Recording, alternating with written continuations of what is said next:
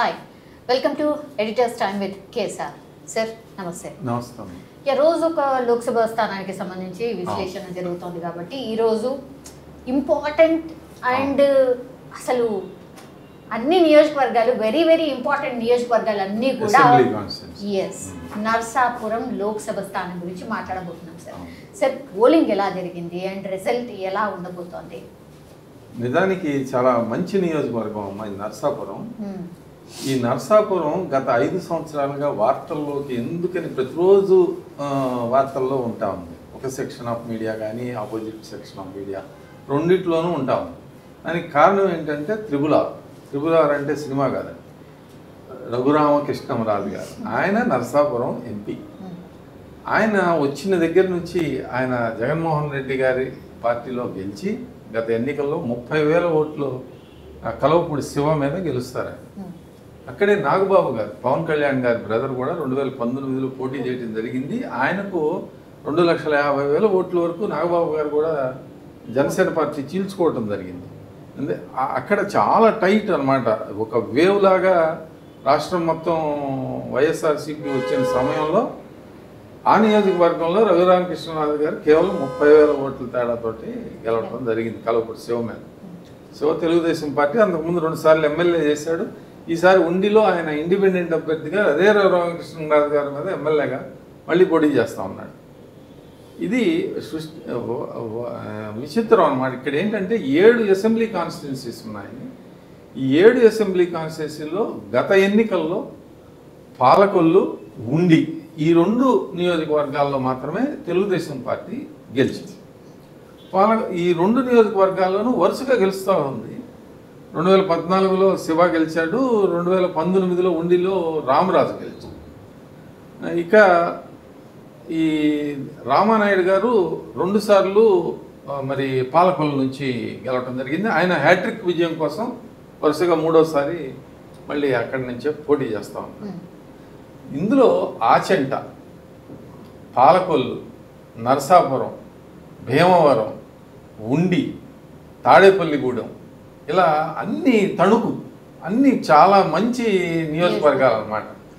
మరి గోదావరి జిల్లాలో అనగానే ఫస్ట్ కొన్ని టౌన్స్ పేరు చెప్తాం. భీమవరం అని, తణుకు వెళ్ళాను, అక్కడికి. ఇవన్నీ కూడా ప్రాముఖ్యత కలిగిన నియోజకవర్గాలు. ఇవంతా ఈ గోదావరి జిల్లాల్లో తెలుగుదేశం పార్టీ కంచుకోటలాగా ఉండే నియోజకవర్గాలు ఏదన్నా ఉన్నాయి అని అంటే అది ఈ నియోజకవర్గంలో కూడా ఉన్నాయి. గత ఎన్నికల్లో 2019 ఎన్నికల్లో కూటమి భాగస్వామ్య పక్షాలకి పార్లమెంట్ ఎన్నికల్లో 2,10,000 ఓట్ల మెజారిటీ వచ్చింది జగన్మోహన్ రెడ్డి గారి అభ్యర్థి మీద. అంటే రఘురామకృష్ణరాజు గారి మీద అపోజిషన్ అందరికి కూడా 2,10,000 ఇప్పుడున్న కూటమి అభ్యర్థులకి. అంటే అంత బలమైన నియోజకవర్గం. ఇక అసెంబ్లీ స్థాయిలో 7 అసెంబ్లీ స్థానాల్లోనూ కూటమి అభ్యర్థులకి వైసీపీ అభ్యర్థుల కంటే కూడా మెజార్టీలో ఉన్నారు. అది ఎలా ఉన్నారంటే 3,000 నుంచి 50,000 వరకు మెజార్టీలు ఉన్నాయి. 3,000 నుంచి 50,000. 50,000. ఓకే. అంత భారీ మెజారిటీలతోటి కూటమి అభ్యర్థులు ఇప్పుడు పోటీ చేస్తూ ఉన్నారు. ఇందులో పోటీ చేసే వాళ్ళు కూడా అసెంబ్లీ నియోజకవర్గాల వారికి బలమైన అభ్యర్థులే పోటీ చేస్తూ ఉన్నారు. అసెంబ్లీ నియోజకవర్గాల వారిగా చూద్దాం. ఆచంటలో పితాని సత్యనారాయణ గారు చెట్టిబలిజ సమానం రంగనాథరాజు గారి మీద పోటీ చేస్తున్నారు. ఆయన 2 సార్లు గెలుచున్నారు. పితాని గారు ఒకసారి ఇండియన్ నేషనల్ కాంగ్రెస్ తరఫున గెలిచి మంత్రిగా చేశారు. తర్వాత తెలుగుదేశం పార్టీలో 2014లో గెలిచి ఆయన మళ్ళీ మంత్రివర్గంలో పనిచేశారు. ఇప్పుడు 3వసారి మళ్ళీ గెలుపు కోసం చూస్తూ ఉన్నారు. గత ఎన్నికల్లో ఓడిపోయారు. రంగనాథ్ గారికి ఇది రెండోసారి పోటీ, అంటే విజయం కోసం. ఇక అక్కడ గత ఎన్నికల్లో మెజారిటీ 13,000 అండి. అక్కడ దీనికి దాదాపు 14,000 దాకా ఒక జేసీపీకే, జనసేన పార్టీకే, జేఎస్పీకి రావటం జరిగింది. అందుకని పితాని సత్యనారాయణ గారికి సామాజిక వర్గ సమీకరణాలలో ఆయనకి కొంచెం చెట్టిబలిజ సామాజిక వర్గం నుంచి బలమైన అభ్యర్థి కాబట్టి ఆయనకి కొద్దిగా జనసేన తోడ్పాటు కూటమి అభ్యర్థుల ద్వారా బాగానే లభిస్తూ ఉంది. కాబట్టి తప్పకుండా ఆయన నియోజకవర్గంలో గెలుస్తాడండి. ఇక పాలకల్లులో రామానాయుడు గారి గురించి మనం ఎంత తక్కువ చెప్పుకుంటే అంత మంచిది. తెలుగుదేశం పార్టీ సిట్టింగ్ ఎమ్మెల్యేల్లో ఫస్ట్ గెలిచే స్థానం అదే. నిరంతరం ఆయన ఎప్పుడూ కూడా ప్రజల్లోనే సైకిల్ వేసుకుని, పెద్ద ఆర్భాటాలకు పోకుండా సైకిల్ వేసుకుని ఆయన ప్రజల దగ్గరికి వెళ్ళి ఆ సమస్యల కోసం పోరాడుతూ ఉండే వ్యక్తి రామానాయుడు గారు. ఆయనకి వ్యతిరేకంగా గుడాల గోపాలరావు గారు అని ఫస్ట్ ఎంట్రెంట్ అండి. ఆయనకి 17,000 మెజారిటీతో గత ఎన్నికల్లో గెలిచారు. అయితే అక్కడ బలమైన జనసేన పార్టీ అభ్యర్థి కూడా ఉన్నాడు. ఆయనకి 39,000 మెజారిటీ వచ్చింది. అంటే దాదాపు 50,000 మెజారిటీ కూటమి అభ్యర్థి దాకా ఉంది. కాబట్టి అక్కడ గెలుపు చాలా ఈజీ అండి. ఇక నర్సాపురం నియోజకవర్గం నుంచి జనసేన పార్టీ పోటీ చేస్తూ ఉంది. ఇక్కడ ప్రసాద్ రాజు గారు సిట్టింగ్ ఎమ్మెల్యే. ప్రసాద్ రాజు గారు మళ్ళీ కాంటెస్ట్ చేస్తూ ఉన్నారు. ఇక్కడ బొమ్మిడి నాయకర్ గారు తెలుగుదేశం పార్టీకి ఇక్కడ టికెట్ కూటమి అభ్యర్థుల్లో భాగంగా బొమ్మిడి నాయకర్ గారికి ఇచ్చారు. ఎందుకంటే బొమ్మిడి నాయకరే సెకండ్ హైయెస్ట్ ఓట్స్ సాధించిన వ్యక్తి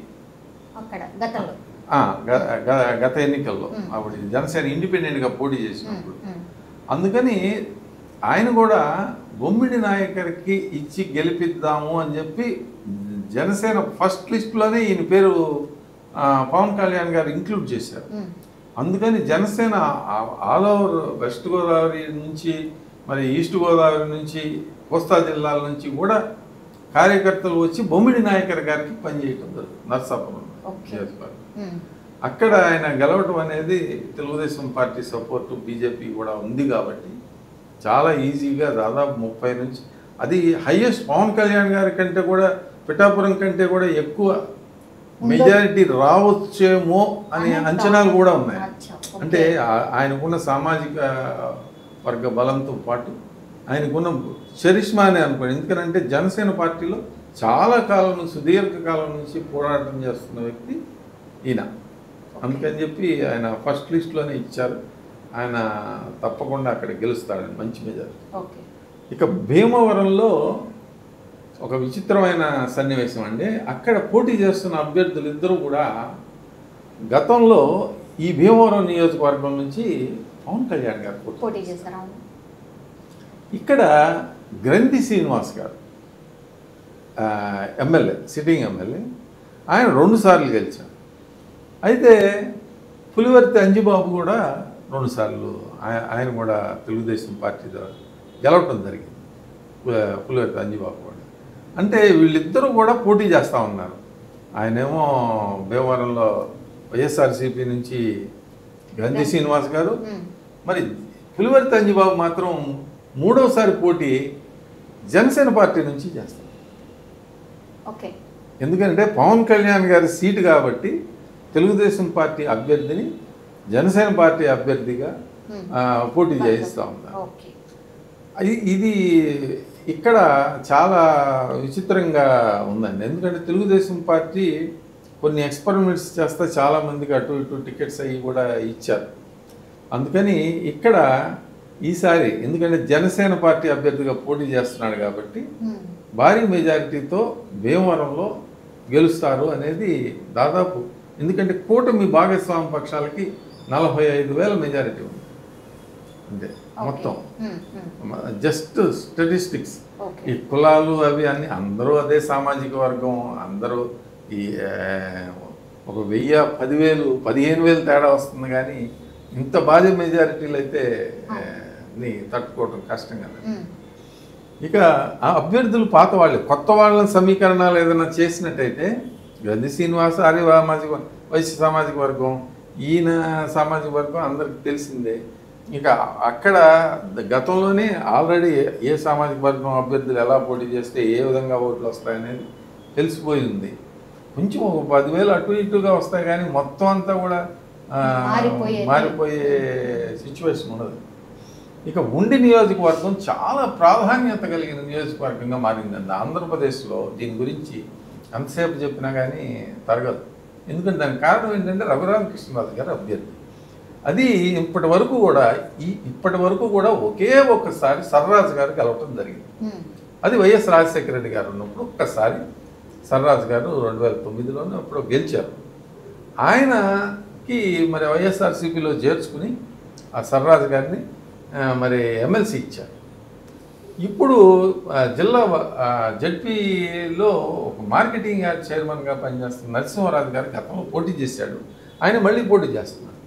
ఇప్పుడు రామరాజు గారి మీద ఓడిపోయారు అన్నమాట. రామరాజు గారు ఈ నియోజకవర్గానికి కలవపూడి శివ 2 సార్లు గెలిచినా ఆయనకి కాదు పార్లమెంట్ సీట్ ఇచ్చి రామరాజు అని కొత్త అభ్యర్థిని పెట్టినా ఉండి నియోజకవర్గంలో తెలుగుదేశం పార్టీ గత ఎన్నికల్లో 10,000కు పైగా తేడాతో గెలిచి, అంటే అంత వేవ్లో కూడా వీళ్ళు గెలిచారు ఆ స్థానంలో.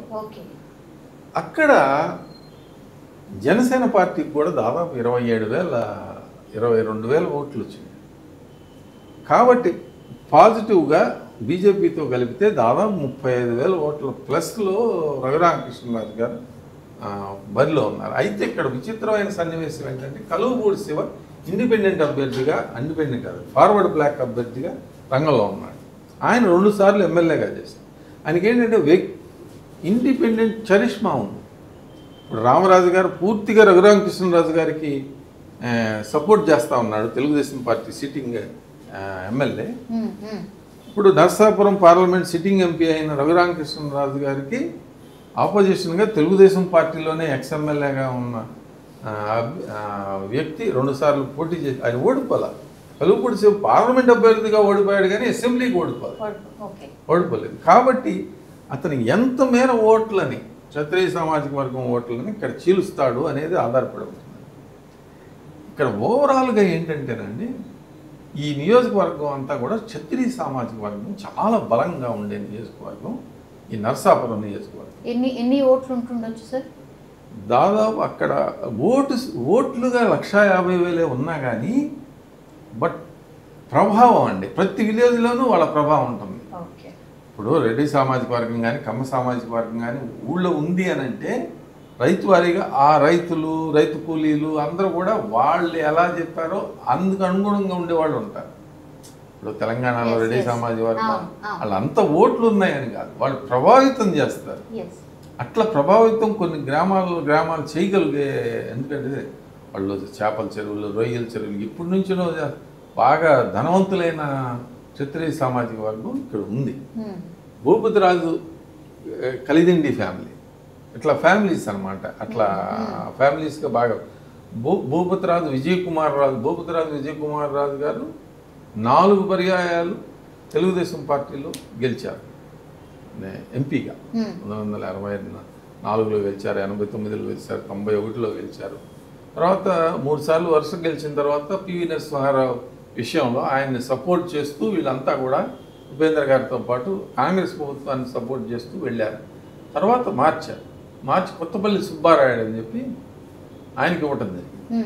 కొత్తపల్లి సుబ్బారాయుడు గారు వచ్చేసి ఆయన ఎమ్మెల్యేగా కూడా 4 సార్లు చేస్తున్నారు. నర్సాపురం ఎమ్మెల్యే స్థానంలో 4 సార్లు ఎమ్మెల్యేగా గెలిచాడు కొత్తపల్లి సుబ్బారాయుడు. చాలా మంచి లీడరే. అయితే ఇప్పుడు నర్సాపురం స్థానంలో ఆయనకి స్థానం లేకుండా పోయింది. 4 సార్లు గెలిచి రాజకీయాల్లో పోటీ చేయగల సత్తా ఉండి కూడా ఇప్పుడు ఖాళీగా ఉండాల్సిన ఎంపీగా కూడా చేశారు, ఒకసారి చేశారు. తర్వాత మరి ఇక్కడ బీజేపీకి జాక్పాట్ అండి ఈ సీటు. బీజేపీ గతంలో 2 సార్లు గెలిచింది. మరి కృష్ణరాజు గారు ఇక్కడ గెలిచి, సినీ నటుడు కృష్ణ ప్రభాస్ గారి పెదనాన్న, ఆయన గెలిచి 2 సార్లు పోటీ చేశారు. ఒకసారి కాంగ్రెస్ తరఫున పోటీ చేశారు, రెండోసారి బీజేపీ తరఫున పోటీ చేసి భారీ మెజారిటీతో 2 లక్షల పైగా మెజారిటీతో గెలిచారు. గెలిచి ఆయన కేంద్ర మంత్రిగా కూడా చేశారు, కేంద్ర మంత్రి.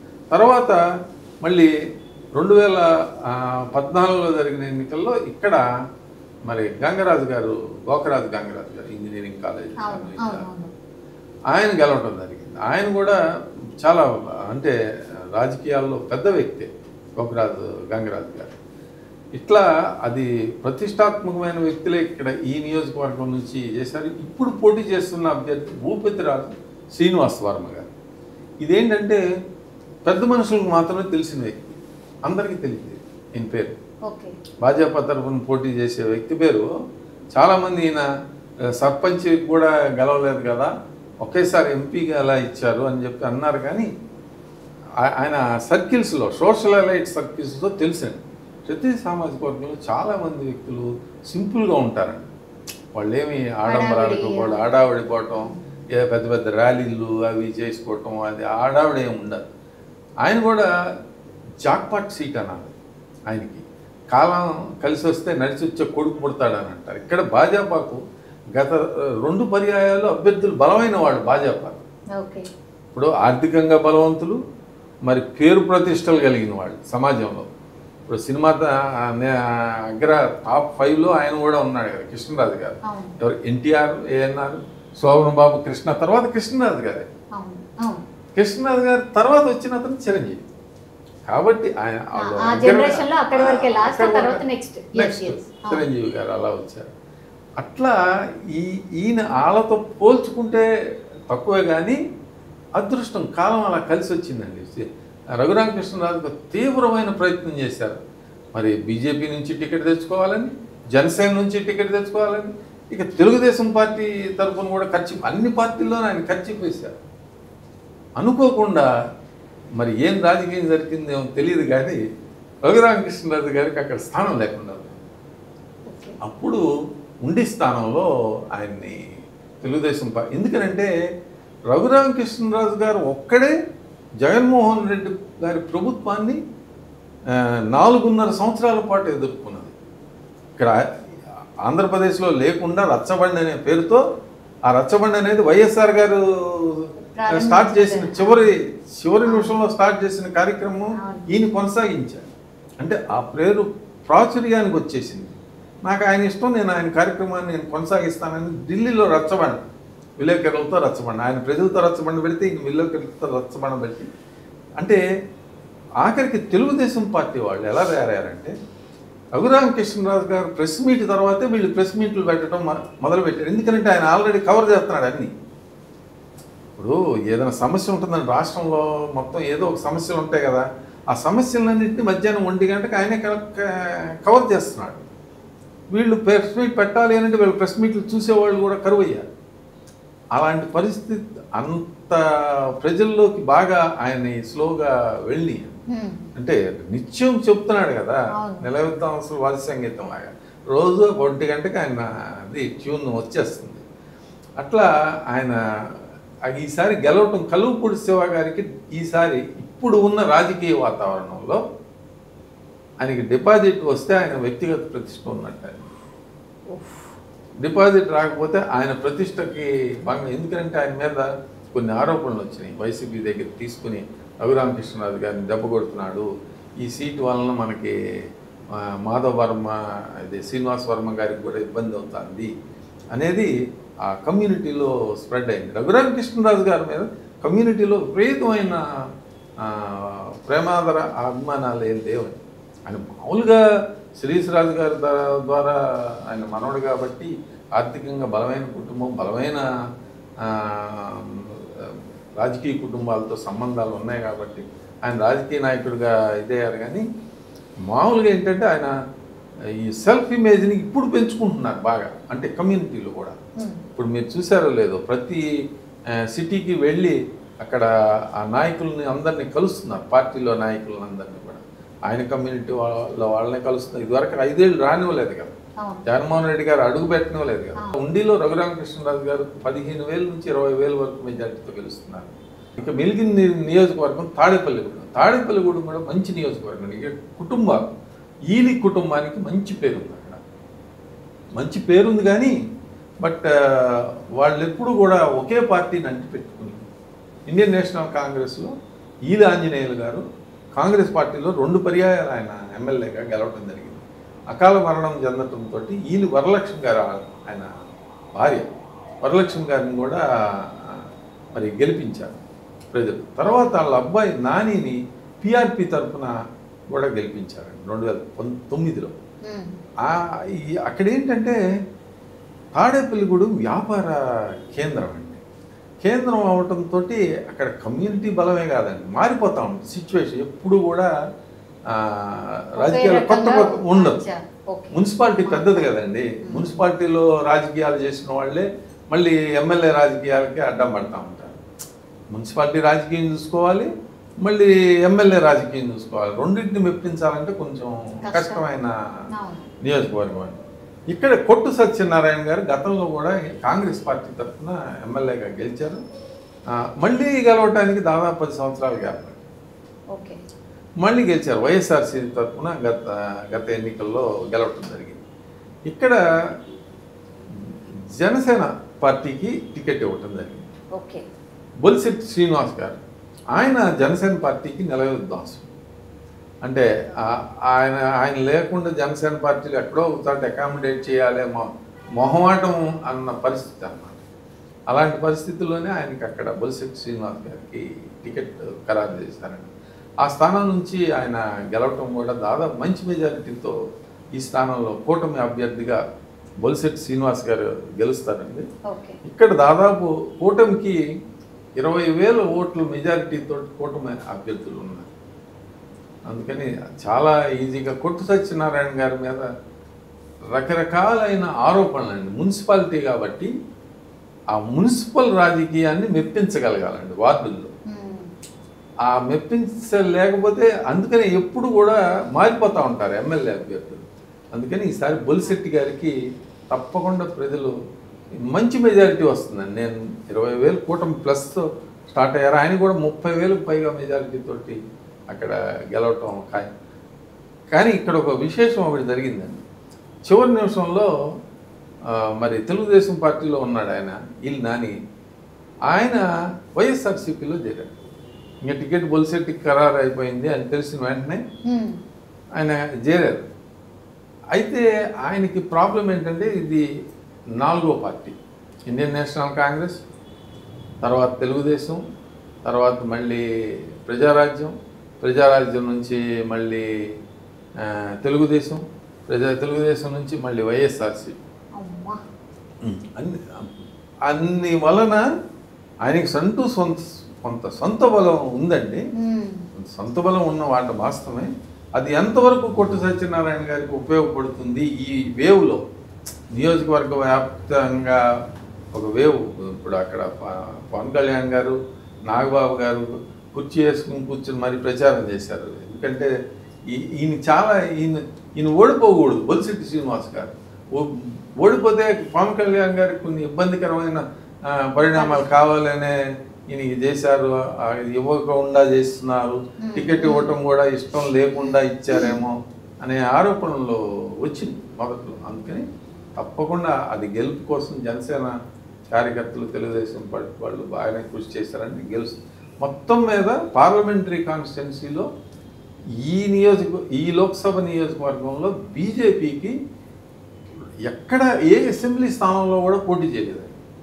గతంలో మాణిక్యారావు గారు ఇక్కడ నుంచి గెలిచి మినిస్టర్ అయ్యారు బీజేపీ. ఆయన వార్డు స్థాయి అభ్యర్థి అయినా కూడా లక్కీ ఛాన్స్ కొట్టారు. మరి ఎమ్మెల్యే అయ్యారు, మినిస్టర్ కూడా అయ్యారు.